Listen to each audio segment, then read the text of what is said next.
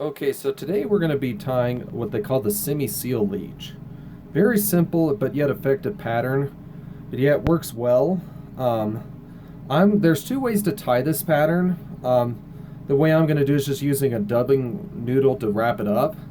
I'm not going to do the dubbing loop, but not only for the sake of time, but to match the area, match the hatch and, well, not the hatch, but like a lot of the leeches in my area tend to be skinny. So that's why I'm tending to make it skinnier. Now, you can do it with a dubbing loop to make it thicker if you really wanted to. That'll work as well. But the thing is a lot of the leeches in my area tend to be more skinnier, so that's what I'm going to do. But go according to what you have. So first off, you want to make sure you do a few wraps of lead wire. I'm using .015, but you can go thicker or thinner depending on your liking. I kind of like it since it doesn't bulk up too much and it puts a good amount of weight. I do about 4 or 5 wraps. I don't do too many.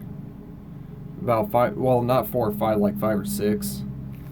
Maybe. Yeah, at 6 at the very most. It just depends on how deep you want to go with your fly. Just go according to whatever your depth is where you live. But anyways, what you want to do is then you start your thread.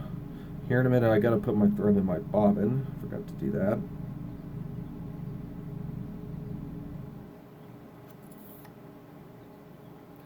And then what you do is you take your bobbin,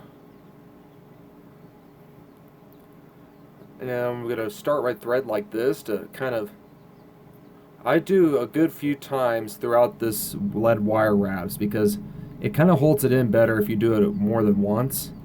Get it good and in there pretty good. So there we go. Now that you have that in, then what I do is I snip off the excess, and I'm just going to wrap it back to the bend.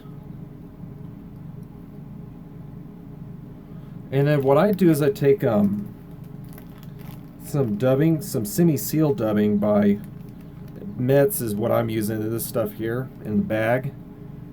And I'm going to make a tail with it. So what I'm going to do is I'm going to take this, and I think less is more with the tail too. You don't have to make it too long or too fat either, for me at least. If you really want to, you can also double it over. I think it looks better if you double it over than if you just leave it, And then you clip off the waist. And then what I do is I then take some more Simi seal. And this time I want to make sure, instead of doing the dubbing loop that you could do like I mentioned earlier, I'm going to do a dubbing noodle.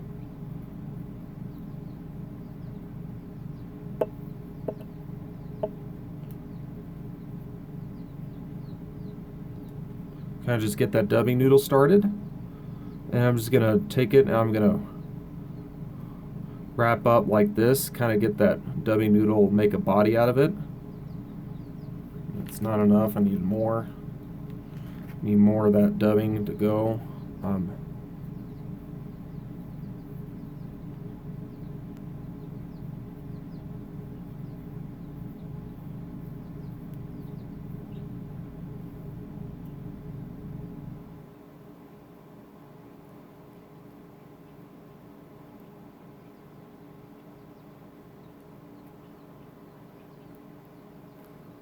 And then what I do is then once you get to the front, what I'm going to do is whip finish.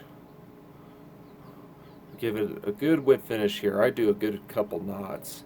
I do a big first one and then another small one on top of it to keep it more secure, because these are bigger flies and they want to hit it more harder on these. That's why I'm kind of doing that. And then what I do as a final step, you can use a brush. I don't know where I put my brush right now, so I'm not using my brush. But the other option is to pick it out with your bodkin. I'm going to do that. So I think it bulks it out a little more too.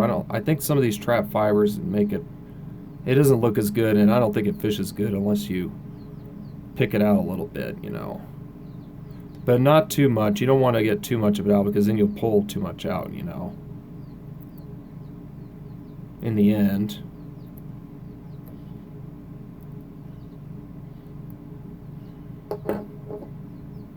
And if you get fibers that are a little too long, like these down here, I just trim these a little bit. Kind of give them a haircut a little bit. These are a little long for me. But yep, that's your Simi seal leech. Not that bad to tie once you get the hang of them. good, easy, beginner, and it's also very cheap and effective. And it's relatively quick to tie, so yeah, this is a good pattern, I think. And if you want to, you can also put head cement or something on the head. I just didn't do that, but you can as well. But yeah, that's the Simi Seal Leech. Thanks, guys.